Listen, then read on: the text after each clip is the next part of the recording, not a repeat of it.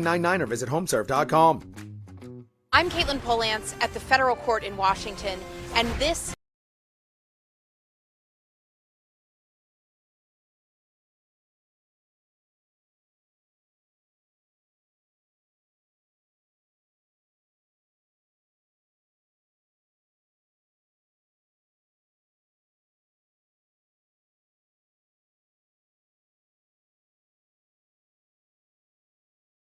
And I think it's just largely falling on deaf ears. Part of the Trump trial stuff is soaking up all the attention.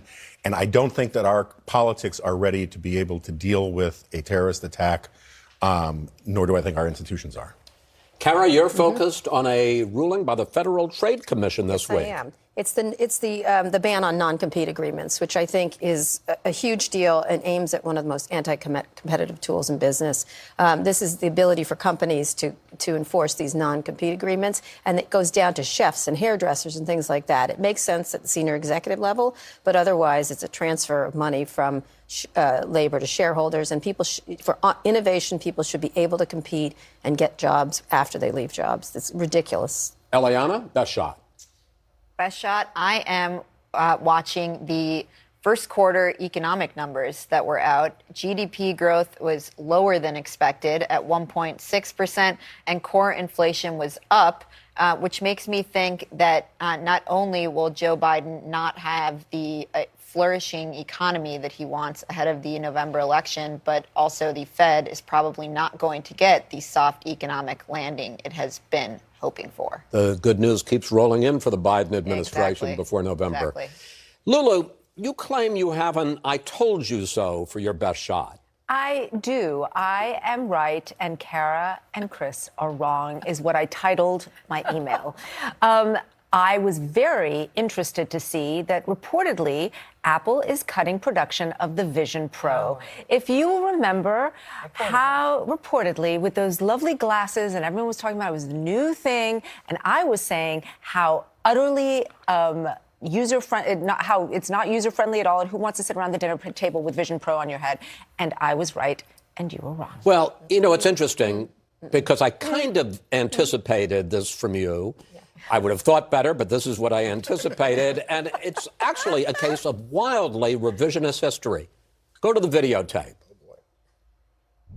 I find it really exciting in terms of entertainment. I really like the way they've done it. I do think it's the first generation of where this is going. I tried it this week, yes, and yikes, it's pretty cool. But I thought the headset it's a little that heavy. somebody is wearing here got uncomfortable, not something you'd want to wear every day.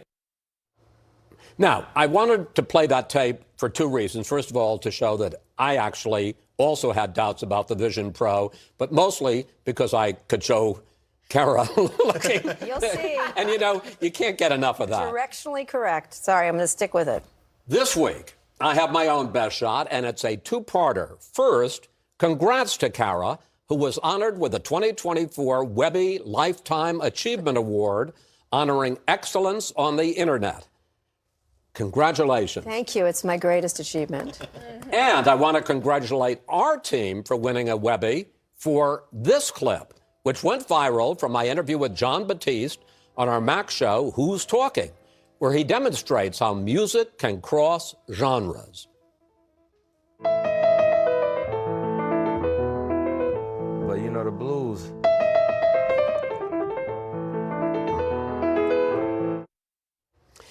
Which just goes to show if you're with John Batiste, you're on the right track. It was a great conversation. You can catch my entire talk with John on Max. Gang, thank you all for being here. Thank you for spending part of your day with us.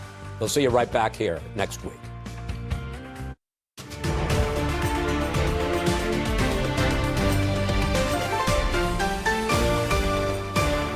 Hello, everyone, and welcome to the Amanpour Hour. Here's where we're headed this week. New U.S. military aid rushing to Ukraine to halt Putin's advances. The Foreign Minister Dmytro Kuleba joins us. Putin is a political animal who can sense fear. Then, as American colleges wrestle with political activism and campus safety, author Salman Rushdie, who narrowly survived an assassination attempt, says free speech is more important than ever. The temperature is so high right now. There's so much anger that it's very hard for anybody to listen to anybody. Also this hour, renowned photographer Platon on FaceTime with the people shaping our world, from Muhammad Ali to Vladimir Putin. And then Putin turns to me and in perfect English, he says, I love the Beatles. And from my archive, it's 30 years to the day since Nelson Mandela cast the historic vote that made him president in South Africa's first democratic elections. His trusted former aide tells me how he transformed her life. So you describe yourself as a racist. I mean, that is shocking for me to hear. Welcome to the program, everyone. I'm Christiana Manpour in London. Hallelujah! The word of Ukraine's foreign minister as the United States finally passed that long-delayed and much-needed aid package for Ukraine's fight against Russia. And it seems divine intervention didn't just strike Dmytro Kuleba. Colleagues of the House Speaker, Mike Johnson, says he prayed for guidance on the issue. That and some pretty stiff intelligence briefings from the experts. And President Zelensky says speed now is of the essence. His army chief says their situation on the Eastern Front has, quote, worsened significantly, while the United States Army commander in Europe says Putin's force is now 15% larger than when it invaded 2 years ago. And here's President Biden. This package is literally an investment, not only in Ukraine's security, but in Europe's security, in our own security. And of course, the 6-month delay has cost countless Ukrainian lives and territory.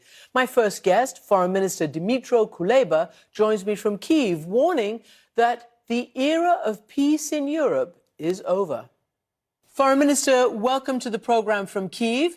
And I just wanted to ask you on this morning, you must feel very relieved, right? It's been 6 to 7 months of waiting anxiously.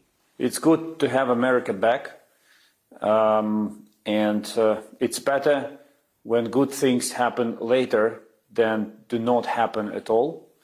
But I do agree that this package should have been passed much earlier, and things would turn differently on many accounts. But now we are working on preparing ourselves to receive the first package of aid announced by President Biden. Our soldiers on the front line are waiting for it. Our society received kind of a morale boost. And it's also an important message to all our partners, a message from Washington that the struggle continues, the fight for freedom and democracy goes on. Can I ask you specifically, if you can, tell me what are the most important things you're waiting for? Well, when you fight a war, you need everything. There is no detail that you do not need in fighting the war. We need air defense to protect our cities, and we need artillery ammunition and artillery systems to protect our soldiers and to liberate our territories. These are the two key elements. What we do not see on this package is a battery of Patriots, but we keep working with the US administration on mobilizing more batteries from other countries in short perspective. Let me ask you to react to what senators like J.D. Vance, certain Republicans who oppose sending aid to Ukraine, they basically say, do the math. In other words, you can't, it just doesn't add up. Ukraine needs more soldiers. It needs more material than the US can provide. What's your answer to that? It is true that the key to victory of Ukraine is a united front of all countries. We saw that in the meantime, while the Congress was debating the law, Germany was making powerful decisions. Other European countries were announcing important aid packages. So United States are not alone in supporting Ukraine. In fact, we see that European countries are increasing their support to Ukraine. Ukraine itself increased its own production of weapons and will continue to ramp up its production. And the question to the members of Congress that you refer to is simple. If all of these countries are united around the goal of Ukraine's victory, maybe it's because they see that this victory is important, is also a matter of their security and prosperity. Mm-hmm. And whatever the price of supporting Ukraine today is, the price of fixing the world if Russia wins in Ukraine will be much, much higher. Do you expect a massive Russian attempt to take advantage of the window before this aid gets to you? Well, everyone in the world should remember that every delay in sending assistance to Ukraine is compensated by the bravery and sacrifice of our soldiers. But this is not kind of compensation that not you personally, but our partners should be willing us to pay, because these are real people and their lives matter. And everything we lost in between last autumn and now is because our soldiers did not have enough of weapons.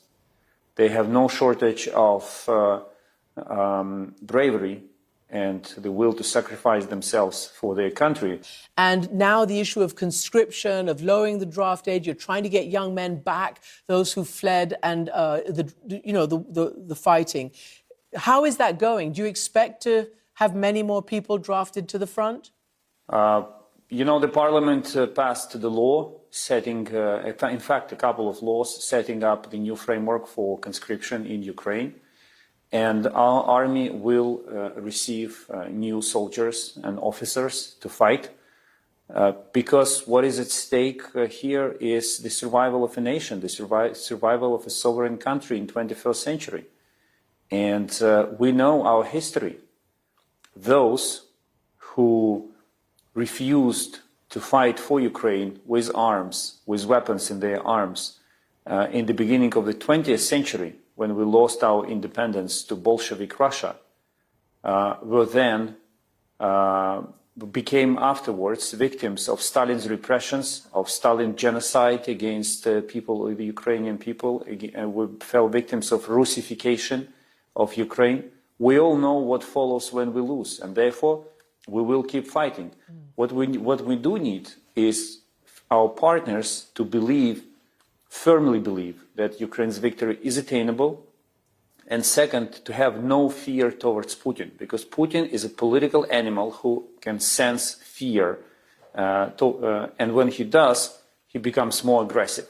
If he sees the strengths, if he senses the strengths, as it was recently demonstrated by the Congress, he will be forced to step back.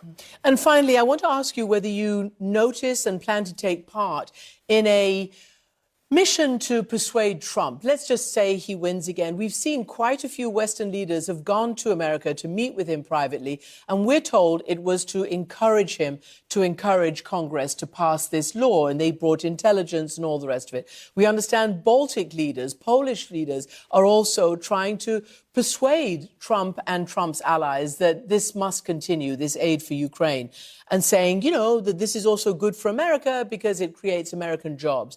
Are you, in a way, pleasantly surprised that this Congress, this MAGA group in Congress, passed this law, passed this bill? I said from the very beginning, in an interview to you, by the way, when you asked me whether we have Plan B, if the Congress does not pass the law, I said we don't, we only have Plan A. And if I'm not mistaken, following that interview, I was heavily criticized for making no plans B. But our strategy is always to get the best for Ukraine, even when very few believe that we will succeed in the end. So we had Plan A, the successful vote in the Congress. In the end, we got it. And there was an enormous amount of effort of many people in many countries behind that result.